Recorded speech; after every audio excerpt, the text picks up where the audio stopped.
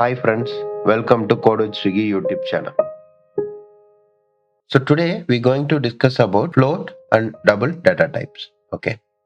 So already we have discussed about byte, short, integer and then long. So in this video we're going to discuss about float and double data types. So before we get into the video, if you are new to our channel and if you are not aware of what we have discussed till date, so you don't need to worry. We always used to add all the links in the description so that you can go ahead and have a look on the previous videos. So we're going to discuss about data types. Okay. So the float and double data type will be used to handle the fractional numbers, right? Right.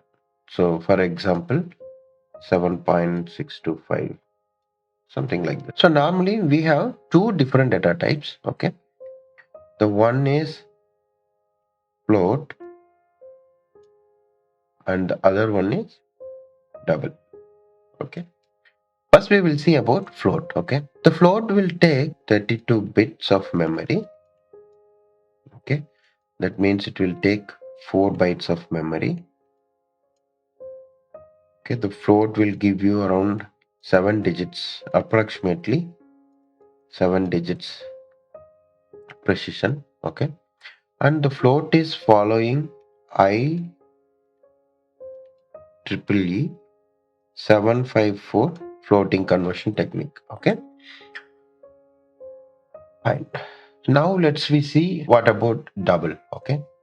So obviously double is also used to specify the fractional numbers only, but it will take around 64 bits of memory. Okay. And in bytes it will take 8 bytes. Okay. So it will give you around approximately 15 digits precision. Okay. And double also following IEEE 754 floating point conversion technique. So what is the main difference in terms of defining a float or a double value? Okay. So if you want to specify a float value, okay, say for example, I'm going to create a variable like this, float private float num equal to 7.625. Okay. If you want to specify float, then at the end of that number, you have to specify small f or capital F to specify that number as a float number. Okay. In terms of double, you don't need to specify any character. Okay. So if it is a double, private double num equal to 7.625. That's all. Okay. So this one you have to keep in mind. Anyway, we will see all those things when we get into Eclipse. Okay, fine. So we have discussed about IEEE 754 floating point conversion, right? Okay, say for example, this is the decimal number, right? 7.625. This is a decimal number. Okay. End of the day, we have to convert this into a binary number. Okay. So that our system can understand it and process it, right? So how they are converting this number into a binary number, how they are converting this decimal number into a binary number, we will see here. Okay. So to converting this number to a binary number, they are using IEEE 754. First, we will go with float because both are following the same. For example, I have created a variable like this, private float num equal to 7.625. Yeah. Now we have to understand how this conversion is happening. Okay. Before we get into that, first the float will take, we know, 32 bit. It will take 32 bits memory. Okay. This IEEE is telling this 32 bit is converted into some order. Okay.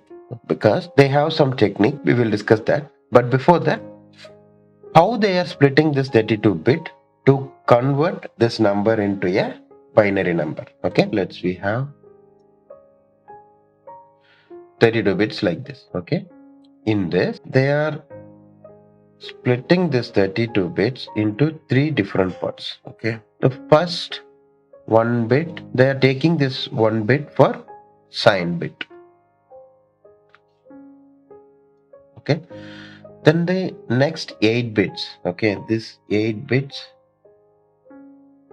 they are taking for exponent. Then the remaining 23 bits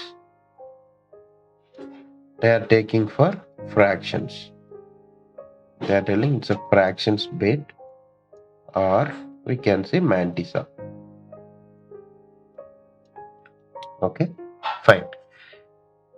So now 23 plus 8 is 31. 31 plus 1 equal to 32. Okay, the overall we are getting 32 bits, right? Now we will see what is the steps we need to perform to convert this number into a binary format, and that too has to fit in this 32 bit format, right? The step 1, okay, first we need to convert, okay, the decimal number into binary format.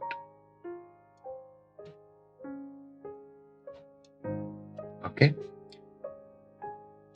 then now we got the binary format, right? So we need to convert that binary format into a scientific notation value.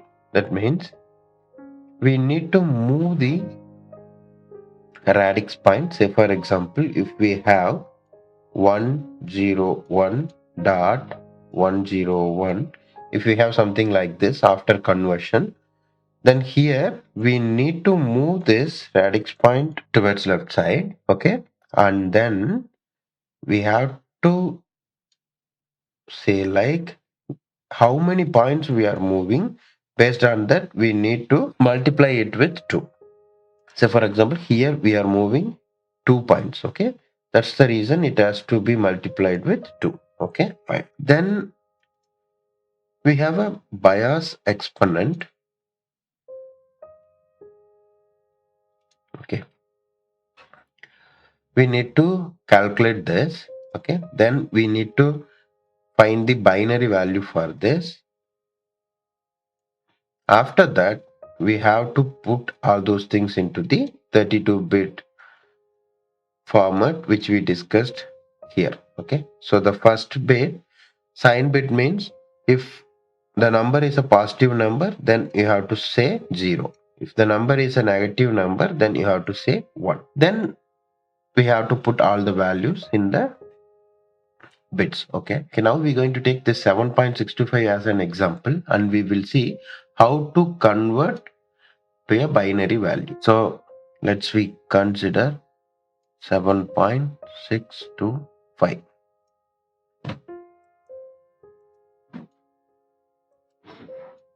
You can take any value. Okay, for easy understanding I am taking this kind of numbers. Okay, fine.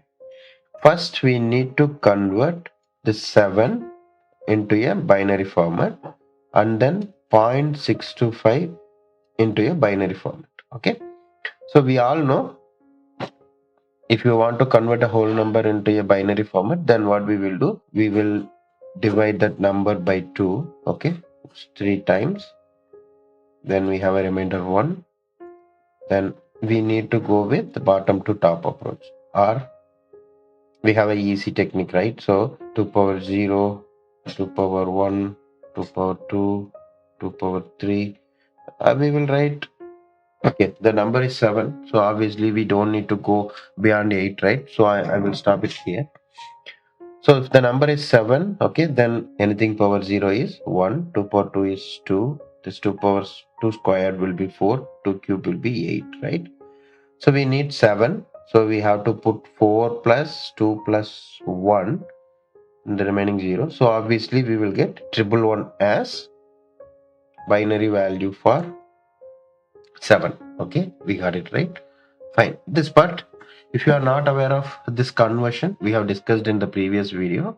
Have a look on that. So to convert this 0.625 to a binary number, here for the whole number we have divided, right? For the fractional number we have to multiply it by 2. I will have reminder here. Okay, fine.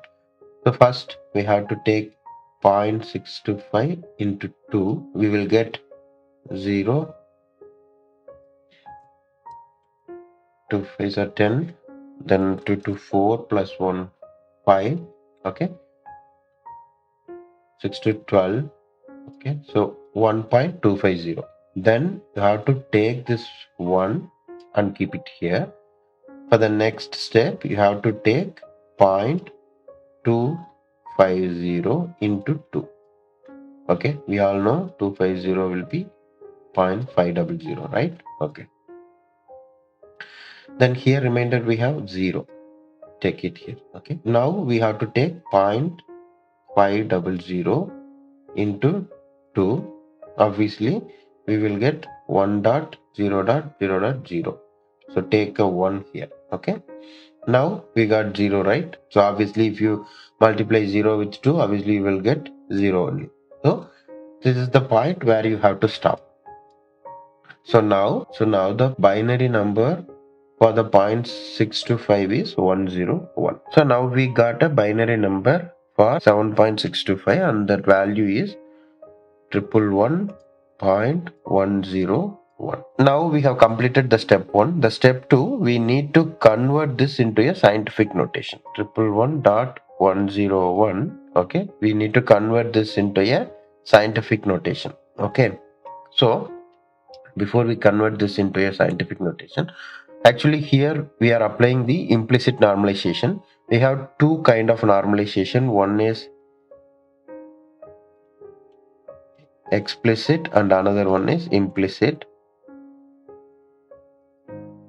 Okay, so I think we don't want to discuss all those things. I will explain you here with this number. Okay, because we're going to use this implicit only here. So here technically what we are doing means, we used to say this is a radix point, right? You have to move this for the most significant bit. Okay, so here the most significant bit is this one. Okay, so here we have to move this point to here. Okay, so if you are moving this point to here, then what we will get, 1.11101 into, we are moving 2 digits, right? So you have to multiply it with 2. That means here you are moving 2 times, so you have to multiply with 2 square. Okay, fine. If this place is little bit confusing you, okay, I will take one decimal number and then I will explain you. Then you can correlate it with this binary conversion. Okay, so we consider we have 1000. Okay, if you want to specify this value, okay, how we can specify this value? The one way is 1000, we can directly say. Okay, the another way is 10 into 10 square, right? That means we are moving 2 digits, okay, towards, and then just we are multiplying it with the how many digits we moved, right? So technically this will give you 10 into 100, right? So the final value will be 1000. Okay, so technically we are converting this 1000 into a scientific way, right? So that is the same thing which we are doing it here. Okay, for binary obviously we have to multiply it with 2. Say for example we have 111.101. Okay, now I am moving 1 digit. Okay, then I'm moving, because we need to move to the most significant bit, right? So that's the reason I'm moving here. Okay, now the dot is moved from here to here. Okay, and if you count the number of digits, it's 2, right? So the final value will come like 1.11101 into 2 square. Okay, now this step is clear, right? Then the next step, we have bias exponent. Okay, what is this bias exponent? Okay, I will explain you in a easy way. Okay, for the exponent, okay, we are taking 8 bits, right? 8 bits in the sense, what is the minimum and maximum value we can store in 8 bit? We know, right, that we can save it from minus 128 to plus 127. Okay, so what they are doing, instead of going with minus, they are converting everything into a positive number. Okay, so that's the reason whatever value you are getting here, okay, you need to add that value. If it is a positive number, you have to add that value with 127. Okay, if it is a negative value, obviously you have to minus it. Okay, so if you add a value, then obviously you will get 129. Okay, if it is a negative value, you have to minus it, then what you will get? 125. Okay, so end of the day you are getting only positive values. Okay, so that is why we have bias exponent. Okay, now in our example we have 2 square, so we need to add 127 plus 2. End of the day we will get 129. Okay, now we need to convert this 129 to a binary format. Okay, so if you convert 129 into a binary format, okay, 2 power 0, 2 power 1, 2 power 2, 3, 2 power 4, 2 power 5, 6, 2 power 7. Okay, so this is 1, 2, 4, 8, 16, 32, 64, 128. Okay, so the value will be, here we have to put 1. Now we need to achieve 129, obviously here the remaining will be 0, right? Okay, so this is the binary value for 129. Okay, fine. So the final floating point,